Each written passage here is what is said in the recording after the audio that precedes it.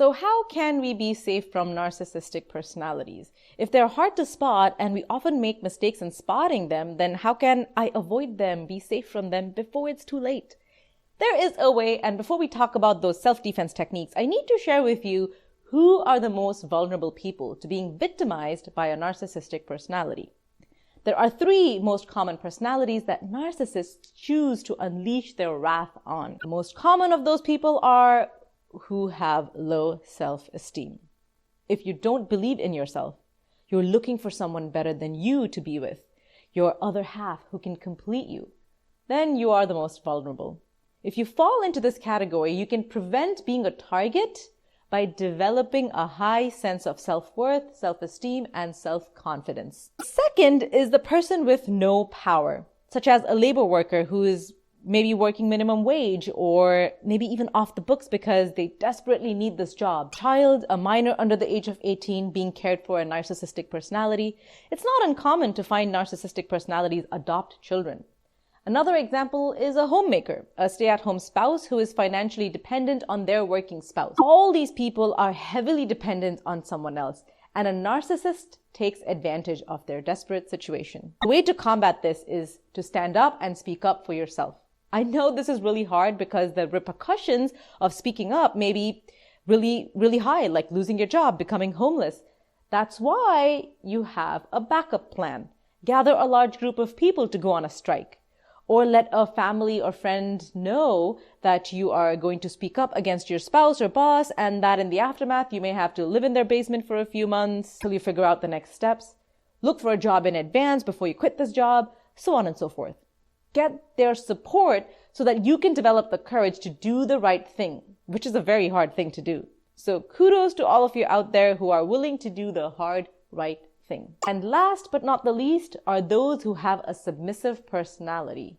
They are vulnerable to attack by a narcissist. Maybe it's culture, maybe it's how you were raised, or for other reasons, you obey authority. Perhaps it was drilled into you to always be a nice person no matter what. Always have patience, always forgive and forget.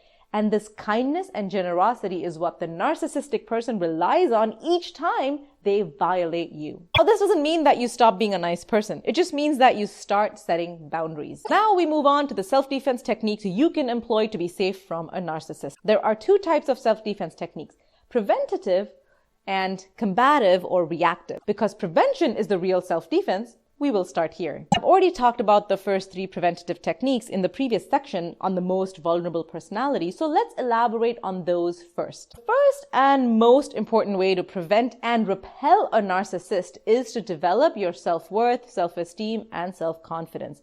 This is your psychology, how you feel internally. That way, you don't second-guess yourself and you don't put up with other people's misbehaviors. The second part of this is how you show up externally. So not just feeling confident, but showing up confidently. This confidence and inner strength that you feel must now be reflected in how you walk, how you talk, how you dress, the aura you have around you, and how you carry yourself. Talk in a confident body language and speak in a confident voice so that people know that you are strong, you are confident, and you're not someone to be messed with. The next self-defense can be both preventative and combative.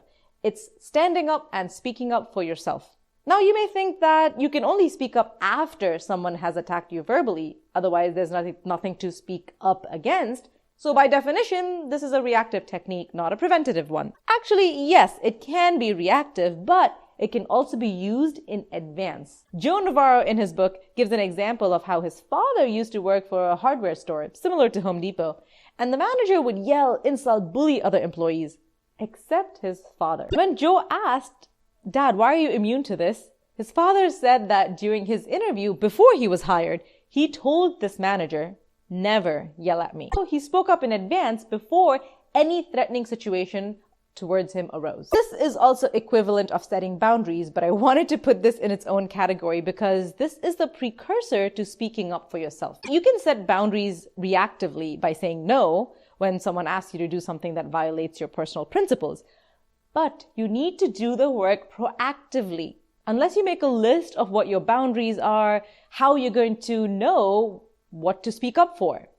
So make a list of what you will accept, what you will absolutely not tolerate, what your personal, religious, ethical values are, And once you have a clear idea that you have written down of what your principles are, then it will be very clear to you when someone violates them, and then you can speak up against this violation. You can also and should use this list proactively in dating and job scenarios to let your coworkers know that, hey, I take Fridays off to go to the mosque, so I can never attend any meetings between 12 and 2. Or, hey, I don't drink and I won't attend any happy hours that the company will host because that violates my personal beliefs. Or, hey, I don't shake hands or hug people. This one can be used both in work or personal situations. I remember first when I started dating my partner, in our second date, actually, I brought a OneNote list of my principles and values, and it was in 4 columns: extrinsic values, intrinsic values, things I'll compromise on, things I'll absolutely not compromise on. So I highly recommend that you make this list too. And if your date thinks this is weird, then run the other way. Don't ever see this person again. Don't tolerate their intolerance. If they're not used to excellence, then imagine how painful your relationship is going to be in the long run. If you show excellent character and behavior, then you will only attract excellent people. And that's a good thing. You're eliminating the weeds. You just want the one nutritious, healthy, beautiful plant in your garden. That's the mindset you need to have. Now you might be thinking, okay, but Fawzia, come on. I mean, who does that, right? Who makes a list? Let me ask you this. How many people are successful in their life? 1%. Excellence is not the norm. It's an exception.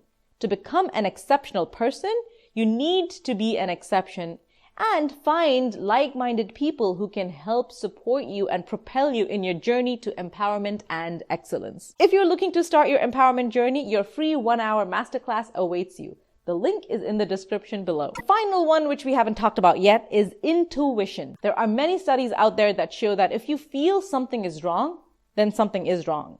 So move away from that person or situation.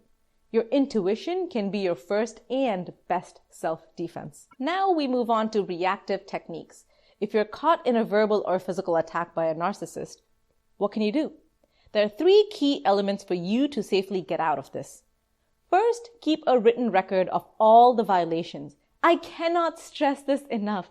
Most people think, well, what is my journal going to do? Okay, at 2 p.m. on Monday the 3rd, Sheila slammed the door and called me an idiot. Okay, on Tuesday the 4th, Okay, what's the point of writing all this down? Huge! It makes a huge difference. If you want to report a crime to the police, then this is proof. Yes, you can submit this as proof.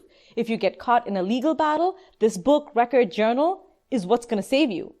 I was taking this HR training a few years back. The instructor mentioned that managers should keep a handwritten, not typed, records of all the misdoings of their employee before they fire them.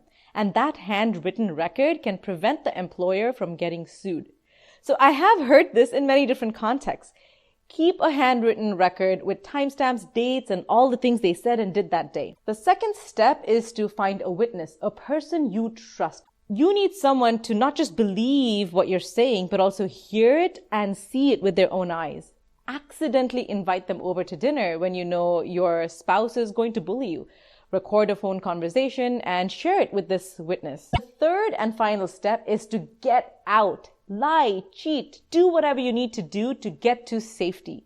Get an agreement from this trusted family member or friend that they are willing to help you and house you when you do get out.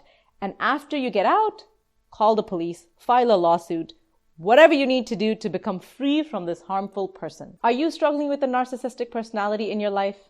Let me know in the comments below. Do you know anyone who is currently struggling with what you suspect might be a dangerous personality?